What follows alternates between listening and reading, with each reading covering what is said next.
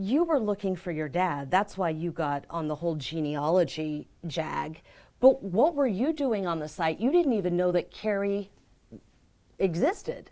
Well, I had been up there for a few years, and I did my DNA a couple of years ago. So I was used to getting matches from cousins, and normally they come through. But when that morning it hit and said parent-child, and I barely looked at it, and I went, and it just, like, this is impossible. And the rate of, it said extreme, and it can't go any further than that. And it took me a minute to hit the button. I couldn't believe it. It was literally like, that's not possible. The other thing that was so cool is that you found out that your dad is a Grammy-nominated songwriter. He's a rock star. So he is a rock star. And you've worked with some incredible people, Robert. Chaka Khan, the artist formerly known as Prince.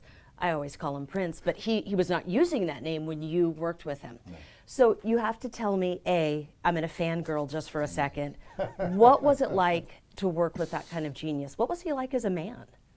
Beautiful spirit. He is just pure love, pure love. And I think that's the essence of his talent. He sees the love in everybody. And I really felt that. It's very genuine. And to be with him and feel that presence of his spirit, you can understand why his music is so special to everybody. He is that person.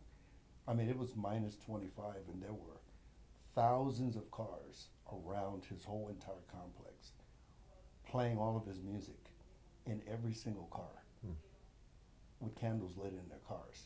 You're talking about after he passed. No, this is when I was there. Seriously? Outside. So Wow. Paisley Park Yes. was just like a shrine Yes. while he was there. Yes. I was walking through the parking lot. There were literally thousands of cars. And you're walking by, and they have candles on the dashboard playing their favorite songs.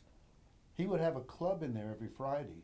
He would curtain it off, and he would donate the money to charity. And they would sit out waiting to, because he told us, we went to the hotel, and he said, come back at 3 in the morning, I'm going to play all night. And they're waiting in their cars, and you're walking by hearing just his whole soundtrack of his life. You and Prince produced Chaka Khan. Yes. That's why you were at Paisley Worked with Park. him with the with Chuck and then my production partner Howard. Yeah, it was amazing. And I remember when I left, he called me, and I was walking to the door, and he was standing there, literally, with his legs spread, holding his cane, literally. And he calls me over, and I walked over to him, and he hugged me, and he looked at me, and he said, "Paisley Park is always your home." And I looked, and we both had a tear in our eye, and I just never forgot that moment. What did you think when you heard that he had died?